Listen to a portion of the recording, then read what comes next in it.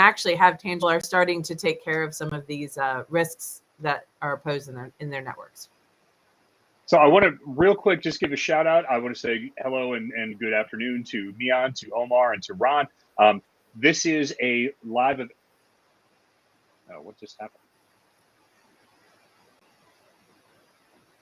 Yes, we're still live. My apologies. A little bit of a technical difficulty right there. But want to make sure that everyone understands this is an interactive thing. So please bring your questions as we have all of this stuff going on live while we are talking about the things that we are talking about. Ask the questions that are top of mind. So let's continue to go into all of this kind of stuff. Hey, I'm wondering if you have technical difficulties during your show just to prove that we are live. I feel like just so we're not lip syncing, you guys know that we're actually here. I feel like that was a little bit of a stage technical difficulty. You know what I wish? I'm not going to be Milli Vanilli on this. Senator, I have no knowledge of that, but I do appreciate the question because it is valid. All of that being said, Elisa, back to you. As we look over the course of what your team has done in the Project Memoria, all of the things, like why choose this one in particular? Is what you've got to deal with is whatever the current estimate is of connected devices. How do you even boil it down to now it's time to talk to this? You talked about relationships with manufacturers and how important that is. Is it you just look around and, shout outs to Siemens and to Medigate for being involved in this process. But you say like, this is the thing that we need to talk about now because it's that important. How do you stack rank what is important? Actually, I always love to say that we make data-driven decisions, and I try to put that in our mindset in the team, even in the company. We are doing that, and I gave some of those data points at the beginning, right? If we look at the data that come from our customers, right? We have again 40 million device data points coming there. They are quite good representation of the reality of the networks that we have globally. So what we do there, we always start from that.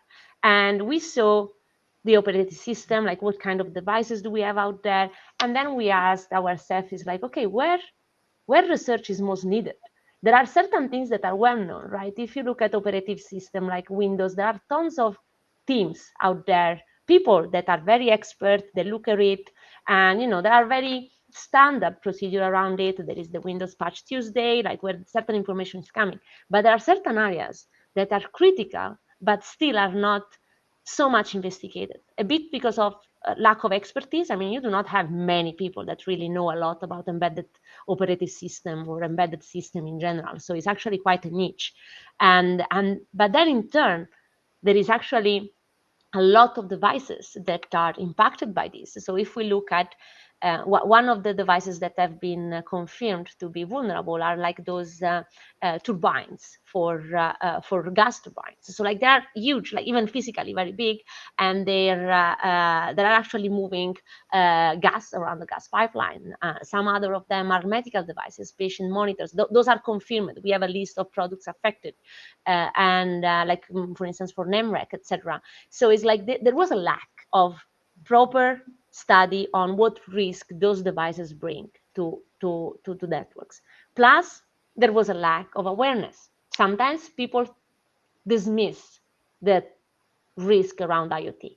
It's like, at the beginning, that didn't happen after. So I think what Alan said, that's very true. People became much more aware, and we are very happy to have collaborated to that. That people says IoT, why should I care if a smart plug is vulnerable, or the small IoT consumer? IoT is not only consumer. IoT is a lot of organization, a lot of business, and a lot of critical.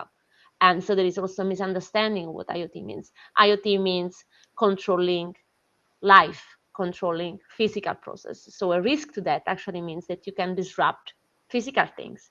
And so we combine this lack of research with great skill set around OT, IoT, and embedded devices. So our team is incredibly skilled about that. They come with experience, hands-on experience. We have a lab I've showed like some picture of our lab. Like we have over 100 devices in the OT. Every time that we do this research, you have to configure these devices. Sometimes it's easy, sometimes it's definitely not easy. You need to download the software, program them. You need to know a lot of languages, network protocol understanding. So it's really unique in that sense because it involves a lot of different skill sets. So we're at 21 minutes in. We've completely diverged from the agreed upon topics we were going to talk about, but you guys keep being so interesting that I can't help but ask these questions. Ellen, given that your role is forward facing, knowing once we have released this type of information, what is the reaction from customers? You know, do they come back and say, okay, well, we have these things that your research team has talked about. What else? I feel like they just then, you know, we pour the fire hose at them, but then they point their fire hose back at you. It's like, okay, good. We handled these machines. This is everything else we have. Can you point them at this thing? What is the relationship between what you're doing as Chief Customer Officer and what Elisa is doing, leading the research teams to help continue to drive this type of research to help not only our customers, but the world at large, knowing, as we said, 3 billion devices out there? Yeah, I think anytime that there's a big vulnerability announcement, certainly, obviously, we are working very closely with Elisa and her team to really understand this and make sure that we have the right policy templates and to help our customers quickly identify. But anytime there's this type of announcement, the security team is going to be asked the question, are we vulnerable? And what we are doing is really trying to work with the team to say, look, you should be able to very quickly identify what is your risk, right? Where is that? And then be able to provide some answers back to your board or your leadership, because you know that that phone is ringing as soon as there's an announcement, as soon as you hear anything, whether it's vulnerabilities, it's ransomware, anything, they're going to pick up the phone and call the security team and say, are we at risk? And we want to be able to very quickly answer that question. This is the risk. And then very importantly, visibility and knowing what your risk is important. But that next step is, what are we doing about it? Right. And so it's making sure customers are really prepared to take action, because no one's going to block a device or put some segmentation rules in if they aren't completely comfortable with what those devices are on their network. Right. If, the example I typically give is in a hospital, we can tell you there's a refrigerator on the network. Well, they're not going to block that refrigerator if they don't know if it's in the break room and just has somebody's lunch, or whether that's a refrigerator that is actually housing blood. Those types of details are really important when you're making decisions about blocking devices or blocking some type of access. So those are kind of our two things. When anything like this happens, we want to make sure we can help answer, are you at risk? And then what do you do about it? How do you mitigate that risk? And that all comes from that information, the contextual data, and that deep, just classification, what those devices are, and then what are they talking to? I think segmentation is that sort of next step everyone wants to get to, but it is a big enterprise-wide segmentation project is taxing. It's hard, right? It takes years in some cases, but being able to just pinpoint and say, oh, these set of devices, I want to make sure that I have some controls around this specific that I know are at risk. That's ultimately what we're trying to get our customers to. Make those quick decisions to mitigate your risk. And then let's take a step back and look at your long-term segmentation plan. So there's a lot of big work. Go ahead, Elisa. No, I just wanted to add that it's actually also nice to see the dynamics internally, because what happens is, like, my team, the research team, does the research until a certain point when we know that we hit a milestone, when we have findings in which, like, the collaboration with Alan's team becomes like much more on a daily basis, because when we need, like, okay, these are what mitigation we think the customer can take into account. And there's been like also an evolving, a learning process, like from the time that we did Amnesia 33 to now, things are much smoother, right? They come along much nicer, because what we are used to do it, and we start and we learn to do while doing this disclosure. So we also addressed issues in which maybe communication was not great, in which maybe the research team has to step up a little bit more into also saying, okay, you tell me a big deal about the problem. What are the solutions? So like, let's work better around what are the mitigation, what is the response, how and when you can actually isolate the devices. Like, can we improve to actually do the fingerprinting to identify the devices that are vulnerable? How accurate that is? Is it better to be more accurate, or is it better to, just flag as everything as possible? How can we help the customers at the different level of maturity? So it's such a learning and a learning experience that involves like both our teams, which has been like a great experience also. I wouldn't want to do it with anyone else, Elisa. We certainly have gone from spending, the first project, spending, hours and hours and hours, to now it's very fine tuned, and we know what needs to happen. And I think that partnership has been really important. Well, not to put too fine of, actually, I'm going to put a not fine point on it. I'm going to put a huge, fat, blunt point on it. When both of you and me as well, when we use the term devices, I feel like the audience tends to narrow this to machines. I can point to a desktop, my phone, a specific medical device, but this research gets into things like trains that have hundreds of people on them that are, and thousands, if not millions of people that are riding on them every day.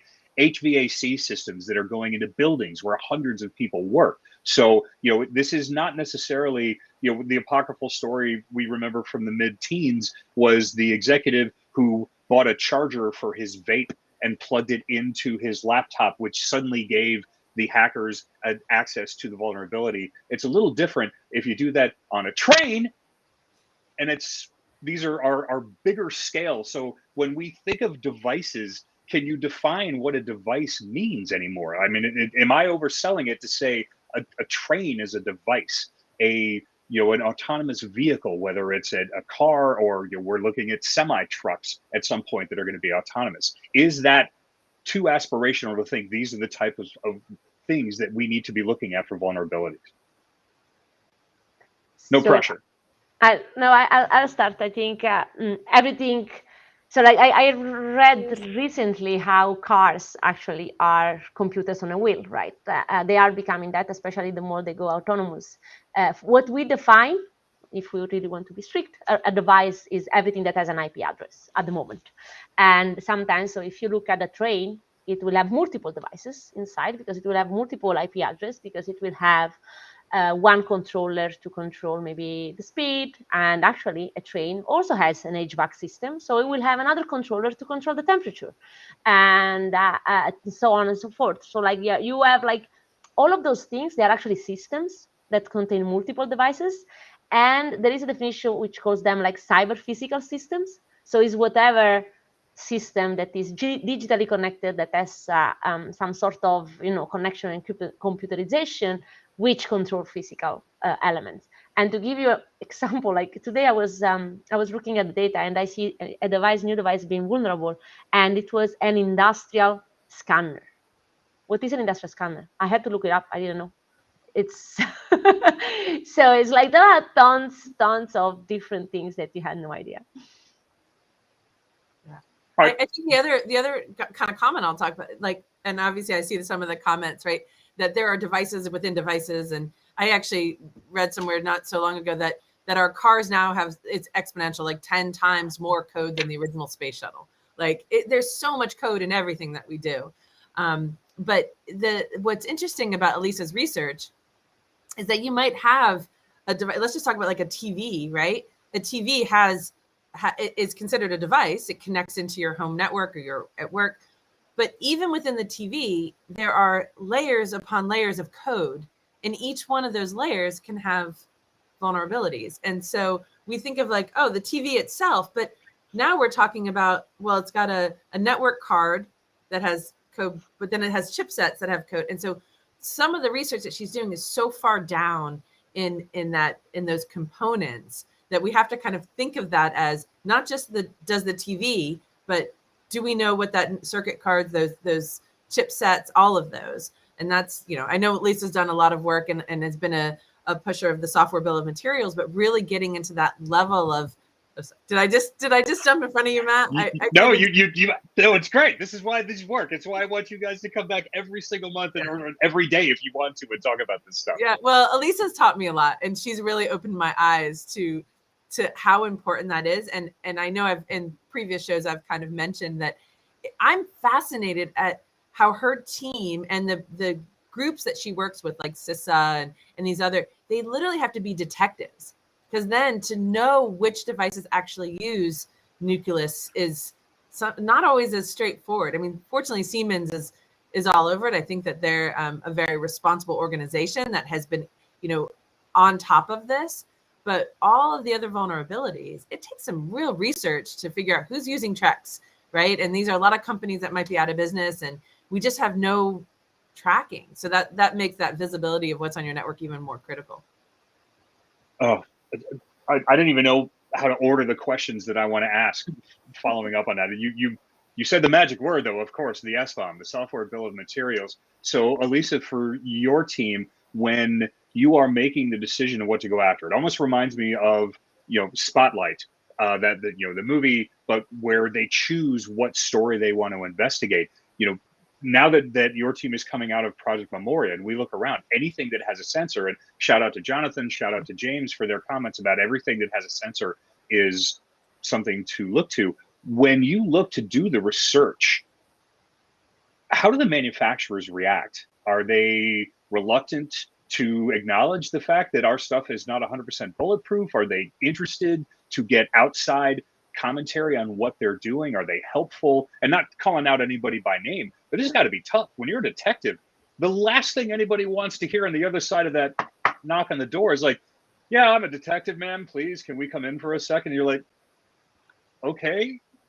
How hard is it to find this information and provide it in a way that the manufacturers want to hear and want to work with your team?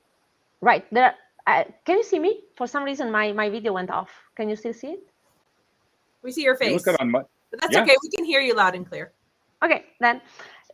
So it's really, we cover the full spectrum in the sense that most I would say are welcoming of the information, also because I mean there are two things. Like when you give them the information, it comes with a lot of work to assess if you are vulnerable. So like what we see, I mentioned you before, is an industrial scanner. So let's say that I see this industrial scanner who is ultimately selling the industrial scanner. Then we go to them and we tell them, look, I've seen evidence of some of your devices running this stack, which is vulnerable. And then they will say, they will take time because they need to understand. Sometimes we are able to tell them what product line. But imagine that sometimes we don't, right? Because the classification, the visibility we have into that device is not so granular. Then what we can tell them, we know that it belongs to you, but we don't know what product line that is. And now imagine a company that has 100 or 1,000 of different products. And then they have to do an investigation also internally. So they have to invest time to tell, okay, let's understand which product line, which business line first. Where do you see this? Okay, and then we give them the information. Then they need to try and find the product team that actually is implementing it, and then they can make an assessment and imagine that they actually did it wrong and that was not the product that was affected, and then they have to do it again. So like the scale of the work and the effort, that's why also sometimes the longest time it took one of the vendor being affected by Project Memoria to come out with a confirmation advisory was 301 day, 301, almost a year. And wow, they were vulnerable to Amnesia 33. Some controllers, it took a year for them to come out. Now, I don't know, because researchers are left out most of the time. They come to us for asking, do you have a proof of concept? How do I run this open source stuff that you are releasing? So, yes, we work a lot with Alan, but we also work a lot with the community, right? We are telling them, if you want, you can send us the device and we will help you. Or this is all the things that we have developed. Here is the code. Try and see if your device gets crashed. Try in your lab. We have done that. We have had incredible connection with people reaching out, like developers of TCP IP stack, coming out to us and asking us, guys, can you share the material that you have done? And we have supported them throughout the process. But it's just very, very complex and time consuming. So it requires vendors to invest. Some of them want to invest. Some other, maybe they're small, or maybe they do not consider the risk to be high. So some of them ignore us. Actually, 80% of them have ignored us. at the moment. And without selling, yes, we are not doing, some of them, they still think maybe we work in such a niche area, niche market, the cyber risk is very small. Some of them, it's very funny, this is a funny story, they are in cyber physical security.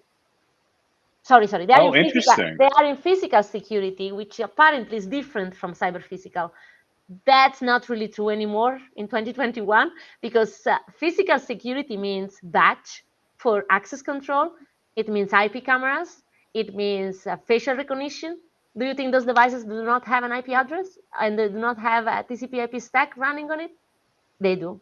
So like there is not such a distinction anymore. Like physical security needs to ramp up to cyber physical security. And so there is a lot of work to still be done. Well, let's roll it back to that 3 billion devices thing. If they don't think that they have one in there, statistically, I'm saying that they probably do. So, we'll figure that out. All right. Back to the technical difficulties points. We may have just lost Elisa. She is across an entire ocean from Ellen and I. If we could get her back, we will do that as well. I am Ellen, here. all right, there we go. You don't see me, but we just lost your face. So we became like considerably less attractive when your face went down. So Matt and I are gonna try to just like maintain this, but we got it. Yeah, exactly. We can still hear you. I will change camera, okay? So let's see if things improve. Okay. Oh, there you are. Ellen, to you though, when we know these things now, and that some manufacturers are reluctant and some are not, what is the pressure coming at you from the customer angle when they say, how serious should I take this? Or I don't even want to put questions in their mouth. What are the questions that come from the crowd once that we have said these are the things? We're not trying to call anybody out for being bad at what they do. There's so many plates that are being spun, so many balls in the air. Pick your cliche, and they point to you. You are the top of the customer chain for Forescout. How do you react to that? What is it that you filter back to say, this is what we are doing, and this is why you need to believe that we can help fix these issues? Yeah. Well, I think, just the appreciation of what the risk is critical. Like Elisa just mentioned, or really if someone hacks my camera, what's the issue? If someone hacks the smart board in my office, what is really the issue? I think, we've seen in movies some kind of fantastic things that they do with well, actually in real life too, a few things in regards to temperature control and things along those lines. But sometimes it is educating them just how easy it is to take advantage of these vulnerabilities. One of the things that Elisa's team has done, that there's a video that they just released with Nucleus 13. Highly recommend. It's so good. It is so fun. It actually has like Playmobil. At first I thought they were Legos, then I was like, no, it's Playmobil. Playmobil. Yeah. Check it out at Forescout.com. Sorry. Yeah, it is. I'll post it to my LinkedIn after this, but it's just very well done. It just shows us like how easy and straightforward it is to take advantage of these vulnerabilities. And I think with IoT, when you hear the word like, oh, it's an attack, or like my IoT devices are going to be attacked, it's not that way with IoT. It's like the silent killer, right? Because you're not running agents on those devices, right? There's nothing that's going to like send off alarms when these things are attacked. And so it's just quiet. It's there, and it's very easy to control these IoT devices. And then once internally, moving laterally is, it's all dependent upon the security and the gates that customer has in place and the segmentation. So I think what Elisa's team has done is they've, going back to the beginning part of this call when we were talking about just educating our customers, educating the industry, not just our customers. They have taken it to the next step to say, let me show you how easy it is for people to take advantage of these IoT devices. And so that's been I thought you were going to say helpful. how easy it is to fix the problem. My bad. That's why I said that. No, to take advantage. It's up to us to put together and companies to have a plan and best practices. And like I said, first identifying your risk and then being able to do something about it. But that's been really helpful with customers to say, look, you're not concerned about the IoT device. You're concerned about that opening to the IoT device, which is then the rest of your network. It's the lateral moves, right? It's everything else you can do once I have control of that toaster or whatever the silliness is, right? And that's why these types of announcements, it's more than just, hey, we found these vulnerabilities. This is what we're doing about it to make the world safer, right? So I want to, I'm going to give a quick shameless plug because we got a really cool event coming next week in London with world champion boxer Billy Schwer and Force Scout VP Tamara Baker, where we are talking about visibility, but also when you said planning and strategy. And one of the jokes, because Billy is a boxer, there's a legendary quote from Mike Tyson where he says, everybody's got a plan until you get punched in the face. And when we talk about the importance of visibility and planning and strategy, where you can actually look at everything that you can see and you make your plan accordingly, and then the attacker comes in and punches you in the face. What is it that we are learning from, specifically Nucleus 13, but the larger Project Memoria thing at hand? How can that improve CISO planning as they look to what they need to do? Because this is expensive stuff and they can't just upgrade. Let's just go buy the next MRI machine. Let's go buy the next train engine. I mean, this is heavy duty. They got punched in the face. Now what? Yeah. Ellen, you wanna go? Yeah. So I mean, I'll tell you something. Yeah, no pressure on either one of you. We have 18 minutes left. Solve that problem. Well, I think the key is it's never time to do that planning when you get punched in the face, right? So it's being prepared. And so, obviously the theme here is that visibility and understanding that risk. That takes a lot of legwork before these announcements happen, right? Our goal is to make sure that when this announcement happens, that you have a quick dashboard visibility right into what those devices are. It is very, very difficult. And I've seen it happen in several organizations where all of a sudden there's hey, we're not going to allow these types of devices on the network, right? I won't use any particular vendors, but certainly we do a lot of work with the federal government. There, there's bans on certain types of devices or manufacturers. It has to be at that moment that you know exactly where those devices are on the network. It's not like, okay, let's start. Because if we start right then and there, it's going to take you months, if not years, to try to figure out all of these devices. Let's start that visibility and making sure that you have a good baseline. So when you do get punched in the face or you do get these announcements, you have the data that's like ready to go and you're ready to make decisions. And if I can add on top of that is what we do, which sometimes is also surprising because it's at the end is about processes. It's not even about tools. What we have in the lab, we are attacking and we are defending. So we have all these devices which resemble like a small scale enterprise, and then we are attacking it and finding exploits and having all the things that we do in the video. At the same time, we are listening to it with our Force Scout products, and we have configured it in such a way that we try to see, okay, like is our tool actually smarter than us, or are we smarter than the tool? And so what in the team we do, so sort of like red team and blue team, but the attackers are doing the attack, the exploit, and then they're so happy when actually the tools are detecting it. It's like, yeah, that was detected out of the box. I mean, we didn't do anything, it was detected.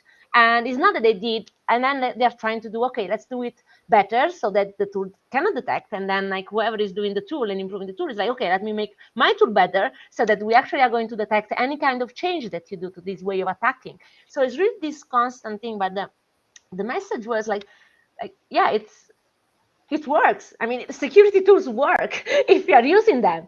Who knew? Like it's like if you use them properly, if you have someone looking at the alerts that are coming, if you have someone that has configured the policies in the right way, if you are actually have the proper segmentation, we actually have examples in which you can stop the attack the next time, and you can have the visibility on the exploit, you can have the visibility on the vulnerable devices. So it's a process, and you have different level of maturity in every enterprise. As Ellen said before, some customers they are very much mature, so for them it doesn't come as a surprise to just add yet another policy. But some of them, some other engagement, maybe they are just at the early stage of setting up like a process around cybersecurity. And then the visibility is key, because you need to know, okay, I do really need to have an industrial scanner connected to my network. What's the added value there, first of all?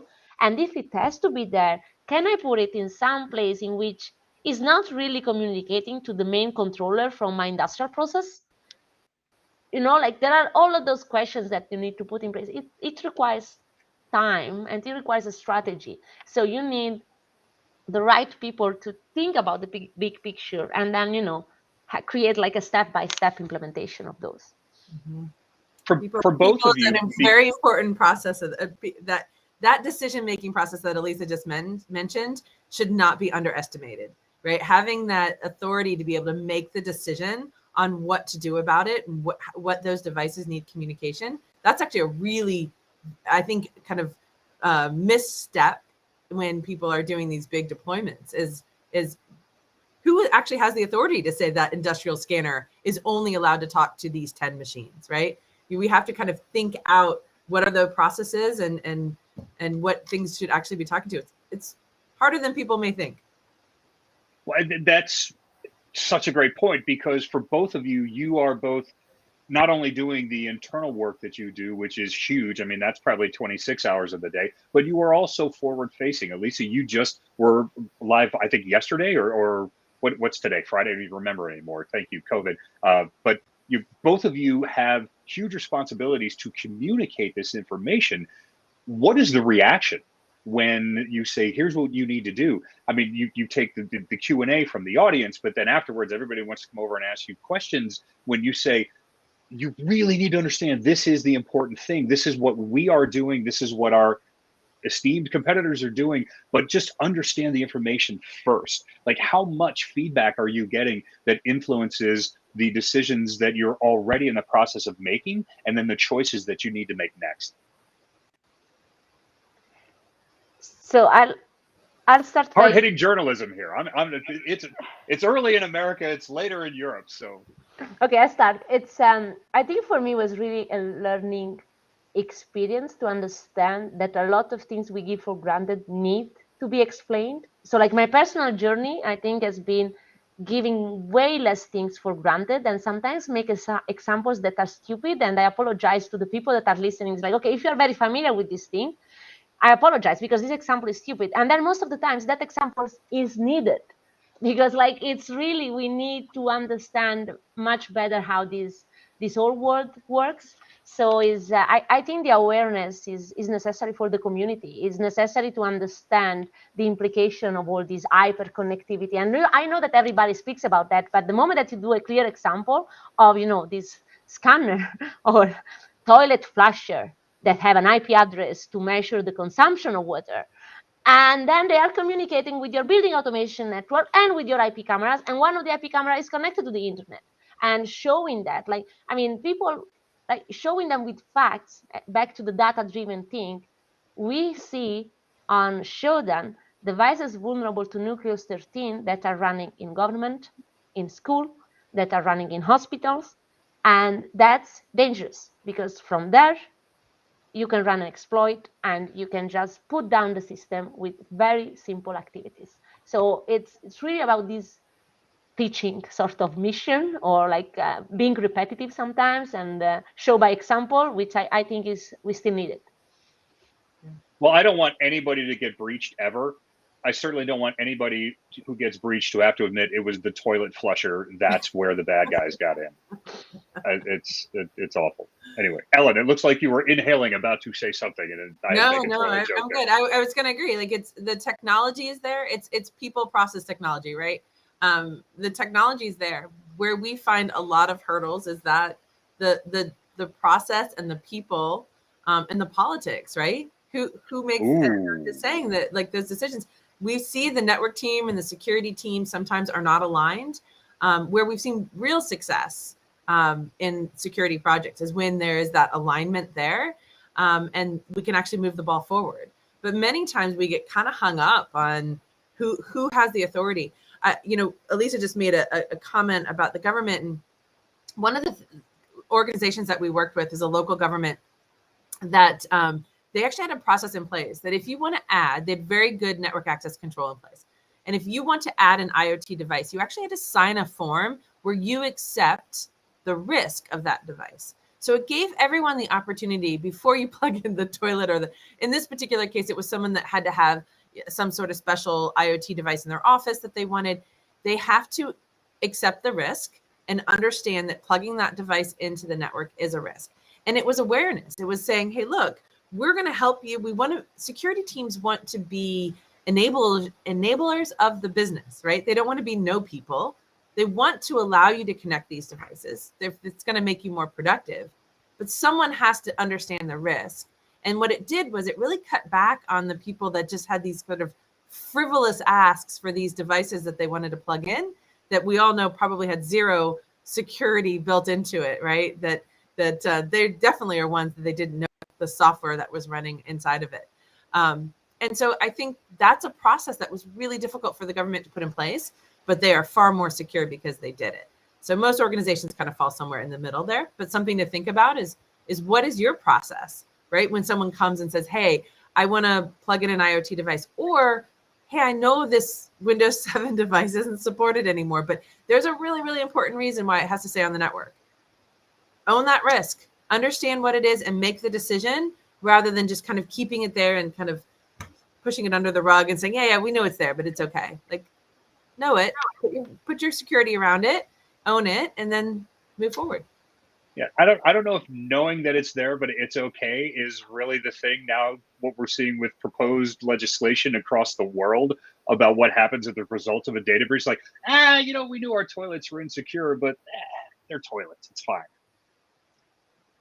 Anyway, we are creeping up on the end of the hour. We'd like to think it, but there are still known known vulnerable devices on networks, and I think it's really important to make sure you have the processes around those devices. So we're coming up on the end of the hour, and this is the worst because, Ellen, you just dropped a bomb in the middle of this that will be the next version of, whether it's the podcast and LinkedIn Live, it could be a Netflix series, the politics, because we have talked about people, process, and technology, but the politics of getting this stuff done is, I don't even know what to do with that. So I'm sorry that I even did a callback on that. So real quick, each of you, 60 seconds. What do we do? Elisa, let's start with you. We start from the basics. We understand the problem. We accept a grievance or grievance acceptance. We accept that we have some risk. We definitely try to understand what we have in our network. So like a full inventory of our network. Do we see anything strange that should just not be there? Let's start from there. Then you assess the risk, and the risk can actually be quantifiable, which is great. Like, I mean, you can put a label to a device to say the risk that this device brings to your network is 1, 2, 3, 4, 10, and then you can dig into the reason why that's the thing, and you start from there, right? Because if you have 1 million devices, you cannot start to tackle each of them. Then you start to class of devices and try to answer the question to your operational continuity. What do we care? What do we need to do? What do we need to secure first? And then from there, the monitoring, the policies, the access control, the segmentation, like and when you have it all done, you start from the beginning again, because it's a full continuous process. Like it doesn't stop, because tomorrow a new device comes in, a new configuration, and that's why you need dynamic policies. That's why you need dynamic classification, dynamic visibility, because people has content asset DBs. They do know sometimes what they have in their network, but they have to manually, update the entry one by one. And that information is outdated the moment I close the Excel file of the database file. So it's the solutions are there. We need people and process. All right. So we're going to call that 60-ish seconds. Ellen, 60-ish seconds I for you. will give my time to Elisa anytime she needs it. It's much more valuable coming from her. Listen, I would say very similar. It's fundamentals. It's not sexy, but it's fundamentals. It's everything that we've been doing for years in the security world. It applies to your IoT, your OT, your IOMT, whatever it might be. It is your SANS critical security controls, or your cybersecurity framework, your NIST frameworks, right? It's all the best practices. It's know what's on your network, hardware asset management, software asset management. So you can make quick, intelligent, confident decisions. Patch, when we know there's patches out there, right? Siemens released a patch, go out and patch. And then segmentation, right? Which is make sure your devices are only talking to need to know, need to communicate, right? Like, don't just open it up. the thing to remember with IoT is that it is designed to be very, very easy to connect to your network.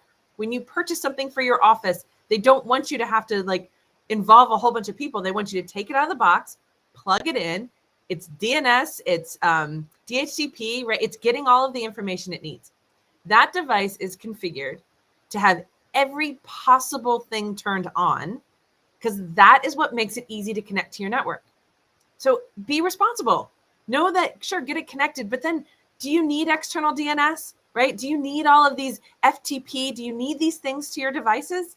If not, turn them off, and you've made it exponentially more secure. So I think it's a combination of your fundamental best practices and common sense.